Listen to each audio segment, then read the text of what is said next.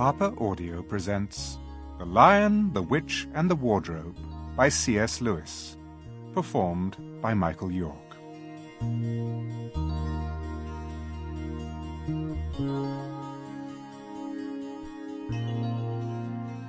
To Lucy Barfield. My dear Lucy, I wrote this story for you, but when I began it, I had not realized that girls grow quicker than books. As a result, you are already too old for fairy tales, and by the time it is printed and bound, you will be older still. But someday, you will be old enough to start reading fairy tales again. You can then take it down from some upper shelf, dust it, and tell me what you think of it.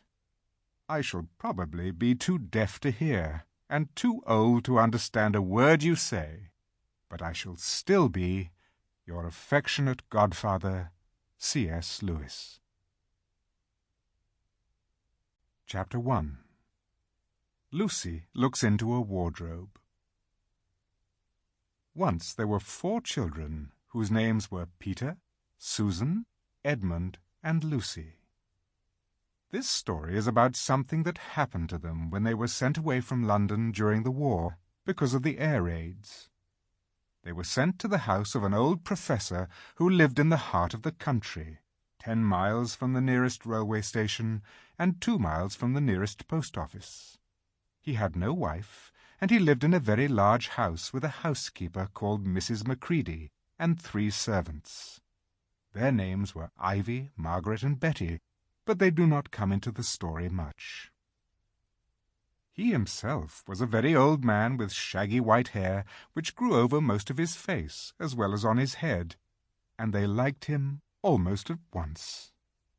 But on the first evening when he came out to meet them at the front door, he was so odd-looking that Lucy, who was the youngest, was a little afraid of him, and Edmund, who was the next youngest, wanted to laugh, and had to keep on pretending he was blowing his nose to hide it.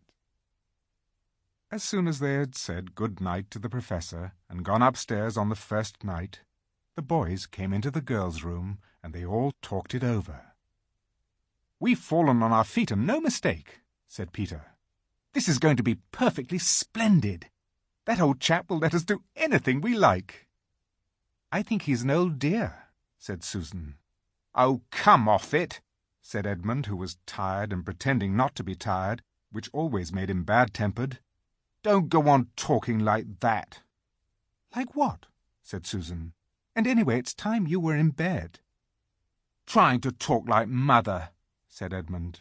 "And who are you to say when I'm to go to bed? Go to bed yourself."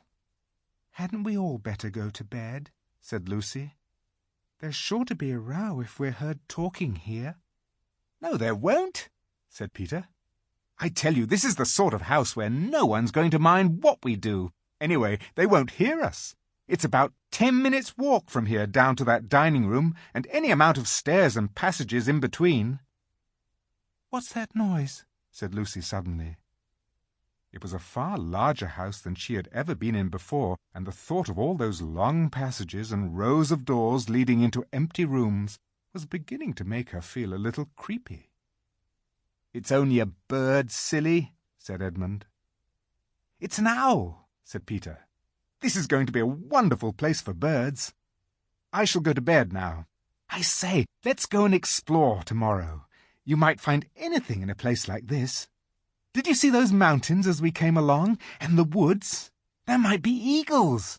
There might be stags. There'll be hawks." "Badgers," said Lucy. "Foxes," said Edmund. "Rabbits," said Susan. But when next morning came, there was a steady rain falling so thick that when you looked out of the window you could see neither the mountains nor the woods, nor even the stream in the garden. "Of course it would be raining," said Edmund.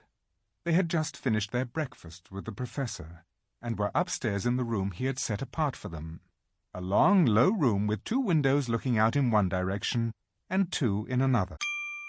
Sample complete. Ready to continue?